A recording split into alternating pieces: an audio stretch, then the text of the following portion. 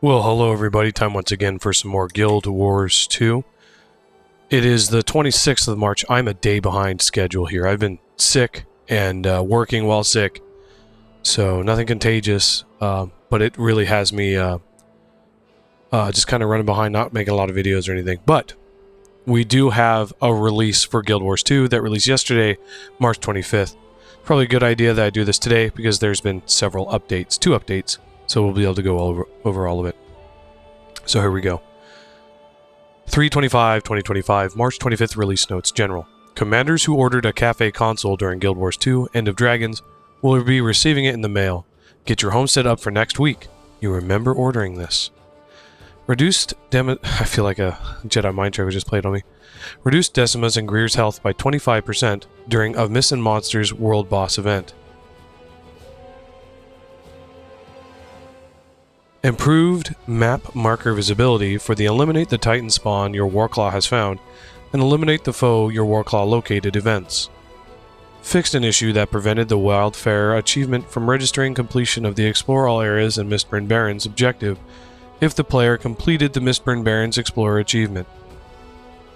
Fixed an issue that prevented Yagon's Defiance bar from scaling properly during the Defeat Yagon and the Captured Jade Construct event. Fixed an issue that prevented the Agony Flood incoming bar from being properly displayed when Defeat Yagon and the Captured Jade Construct event restarted. Fixed an issue that caused Rianwen and Alia to experience pathing issues after the Defeat Yagon and Captured Jade Construct event failed. Fixed an issue that allowed Coalesced Mist energy to be repeatedly picked up from the same source during survey into the Valley of Agony. Throwing Coalesced Mist energy will now damage enemies it strikes during survey into the Valley of Agony, including the champions during the Keep the Jade construct alive by throwing Coalesced Mist energy into it as it fights the Titan spawn event. The Jade Armor construct will now be granted 2 seconds of swiftness when Coalesced Mist energy is thrown into it during the Escort the Jade construct through the Valley of Agony by throwing Coalesced Mist energy into it event. They gotta come up with a better title, it's too long. The Jade Armor construct's base speed has been increased during survey into the Valley of Agony. See, that's much better. The amount of enemies in the bottom of the valley has been reduced during the Escort the Jade construct through the Valley of Agony by throwing Coalesced Mist energy into it event. Fixed an issue that caused enemies to be weaker than intended during the Escort Priory Scholar Sienna to the Southern Ruins event. And fixed an issue that prevented all conversation options from appearing for players, the Field Survey Coordinator, and Mistburn Barrens. So those are the general changes. Here's some Convergence-specific changes. Mount Balrior. Thunder strikes on Mount Balrior will no longer reference Decima when she is not on the map. Then there's some raid-specific changes to Mount Balrior. A legendary mode encounter with Ura is now available. Decima's challenge mode will no longer appear until the legendary Sentient Conduit is defeated. Respawn locations are now correctly updated when engaging and defeating Decima with the challenge mode active. Fixed an issue that sometimes allowed a standard or deadly beam attack to pierce a conduit and hit a player taking shelter behind it in Decima's challenge mode. Updated Decima's movement behavior during the first and second phases of her challenge mode to reduce cases where she fails to move to a new position. Fixed an issue that caused one of Decima's beam attacks in the second phase of her challenge mode to fire in the wrong direction. Fixed an issue in Decima's normal and challenge mode encounters that prevented Fluxant's Fusillade target indicators from properly disappearing. The skin will now fire a beam attack and the target indicator will disappear even if the target character is dead. Fixed an issue in Decima's normal and challenge mode encounters that could cause dancing sparks to begin moving again when enough players were within range of a spark's damaging aura.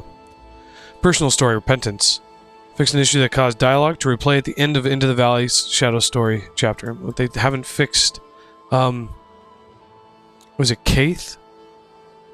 One of the characters, there's just no voiceover at all for it still, whatever. Items. The April Fool's Off-Season vendor in Lion's Arch has been updated with the new inventory for the year, including the Invisible Cat Cape, the Chatoyant Infusion, a secret new equipment item. Discerning commanders will wait for a week to see if they can get it for free, and the Golden Sink Homestead Decoration Recipe. Caveat emptor.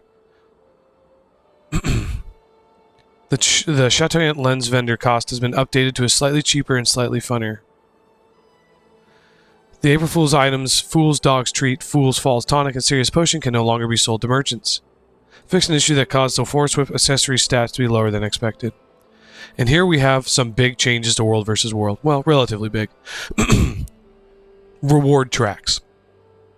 Reward tracks in World vs. World and structured PvP are being condensed to lower the total number of repeatable tracks.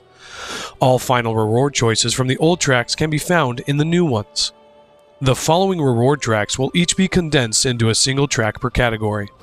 Living World Season 3 reward tracks, Living World Season 4 reward tracks, region-based reward tracks. The Silver Waste reward track's final reward will be included in the final reward choice for the condensed track. Dungeon reward tracks, Guild Wars 2 End of Dragons rewards tracks, Triumphant Armor, Hero Weapon, and Legacy Armor rewards tracks. The old tracks will be available for one-time completion for any player still working on them. These will be removed at a later date. Map currencies and materials needed to craft Generation 2 and 3 legendary weapons have been added to the Heart of Maguma reward track, the Crystal Desert reward track, and the Canthan reward track. The Heart of Thorns currency choice that gives a choice of airship parts, lump of beryllium, or leyline crystals can now be traded in bulk to skirmish supervisors. The weekly Stone Mist Castle Conquer achievement can now be progressed by capturing Stone Mist Castle once or defending it 3 times. That's a great change. Addition, I love that. The Emblem of the Conquer achievement can now be progressed by successfully capturing or defending objectives. Nice. The time required to hold an objective before tactics can be added has been lowered from 10-30-60 to 10-15-20 minutes for Tier 1, 2, and 3. Tier 3 tactics, Emergency Waypoint, Airship, and Siege Dampener, and Keeps in Stone Mist Castle can now only be activated while the object is under attack. Tier 3 tactics applied to towers are unchanged. That's a good change. Keep Lord, they added a weird little dot there that messed up the spacing on this one's funny. Keep Lord's base health has been lowered by 12.5%, and Tower Lord's base health has been lowered by 25%. Maximum scaling for Objective Lords and Towers Keeps in Stone Mist Castle has been lowered by 16%. The drop rate for siege equipment from the Unsealed Mist Hardened Lockbox has been increased. Piles of recycled siege can drop from Objective Lords and Towers Keeps in Stone Mist Castle, as well as from defeating players. Additionally, these items are now tradable. A new Kurzik weapon set has a rare chance to drop from Objective Lords and Towers Keeps in Stone Mist Castle, as well as from players. This item will be tradable. There will be a tradable chest containing a selection of account-bound exotic weapons. The Warclaw mount's ability to detect damaged walls and gates when using the Sniff skill has been split into its own skill. Detect vulnerabilities will appear on the Heal skill slot when mounted in World vs. World. Some additional test columns have been added to the Armistice Bastion Lounge. And then they added later on, Mistborn Barons is now listed in LFG looking for group tool under Janthir Wilds. And then about a day ago, they had the following bug fixes. Fix an issue that caused some legendary mode mechanics to persist if the difficulty was reduced after attempting the Ura legendary mode encounter in Raid Mount Balrior. Fix an issue that could sometimes cause Ura's eruption vent shockwave effects to play at the wrong angle in Raid Mount Balrior. Fix an issue that caused players to lose eligibility for the more than a little bit achievement if they entered the downstate during Keep the Areas Clear while the Golems Gather Samples event. Fix an issue that caused players to lose eligibility for the Be Free Little Bot achievement if they entered the downstate during the Program the Golems and bring them to the Ruins entrance event. Fix an issue that caused recently added reward items images to appear blurry or low resolution within the Wizard's Vault.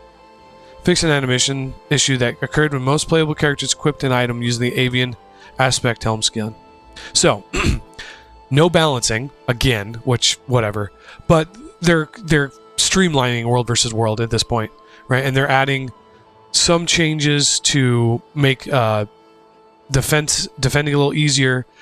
The big one for me is this one right here, stopping trolls from pulling tactics, and then making it easier to take some things.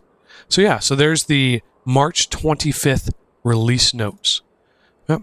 And so that's all we got for this video. Hope you guys are all doing well. Continue to be good people, make good decisions, and we will see you next time. Take care. Goodbye.